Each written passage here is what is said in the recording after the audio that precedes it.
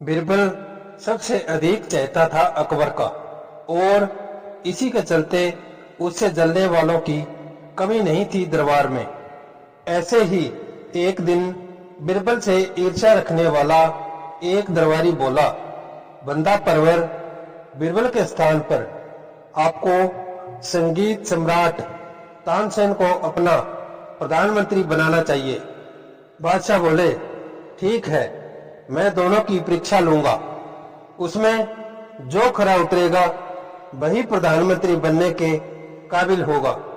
अगले दिन बादशाह ने एक एक सीलबंद लिफाफा बिरबल व तानसेन को देते हुए कहा, इसमें रूस के बादशाह के नाम मेरा पैगाम है, इसे लेकर जाओ और उनका जवाब लेकर वापस आओ।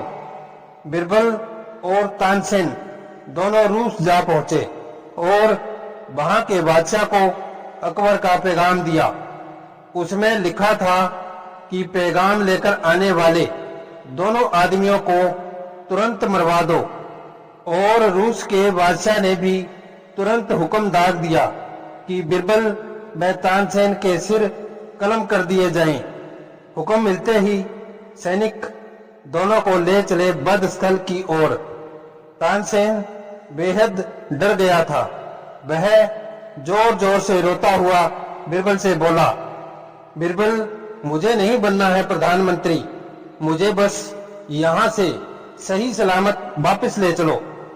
घबराया हुआ तो बिरबल भी था, लेकिन उसने अपने होश कायम रखे थे। वह तानसेन के कान में कुछ फुसफुसाया। बिरबल के शब्द सुनकर तानसेन को कुछ तसल्ली मिली। फिर कुछ ही देर बाद उन दोनों में इस बात को लेकर तीखी नोक-झोंक होने लगी कि पहले किसका सिर कलम किया जाएगा। बिरबल जल्लाद से बोला, पहले मुझे मारो।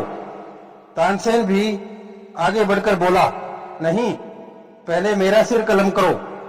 वहां मौजूद सभी लोग बिरबल व तानसेन की यह बहसबाजी देख हैरान हो गए। उन्होंने रूस के बादशाह को खबर भिजवाई। यह सुनकर रूस का बादशाह भी दांतों तले उंगली दबा बैठा और वहां जाकर बिरबल से बोला, मुझे बताओ कि तुम पहले क्यों मरना चाहते हो। बिरबल ने जवाब दिया, सुल्तान, इसके पीछे एक राज है जो हम बता नहीं सकते। आप वैसा ही कीजिए जैसा हमारे बादशाह की इच्छा है। अब रूसी सुल्तान की जिज्ञासा और बढ़ गई। वह बोला, नहीं, मैं तब तक तुम दोनों को नहीं मरने दूंगा जब तक मुझे यह पता नहीं चल जाता कि वह राज क्या है। तब बिरबल बोला, हुजूर, हमारे बादशाह चोरी छिपे आपका राजपाट हड़पना चाहते हैं, क्योंकि युद्ध में आपको हरा पाना आसान नहीं है।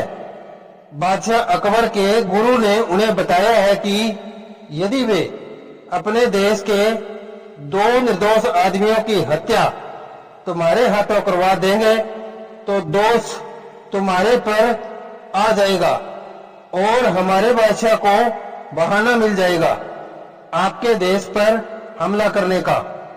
उनके गुरु ने यह भी बताया कि हम में से जो पहले मारा जाएगा वह अगले जन्म में रूस का सुल्तान बनेगा। इसलिए मैं चाहता हूं कि मुझे पहले मारा जाए। कहकर बिरबल चुप हो गया। बिरबल की यह बात सुनकर रूसी सुल्तान ने दोनों को मारने से इनकार करते हुए कहा, नहीं, ऐसा नहीं होगा। मैं तुम दोनों को मारकर दोषी नहीं कहलाना चाहता। और उसने उन दोनों को सुरक्षित हिंदुस्तान वापस भिजवा दिया। रूस से दोनों को सही सलामत लौटा देख बादशाह अकबर हैरान रह गए। तभी तानसेन बोला, जहां पना बिरबल ही वजीर आजम बनने के योग्य है। यदि बिरबल मेरे साथ न होता तो मैं आज आपके सामने जिंदा न खड़ा होता। यह सुन सभी ईर्ष्यालु दरबारियों के सिर शर्म से झुक गए।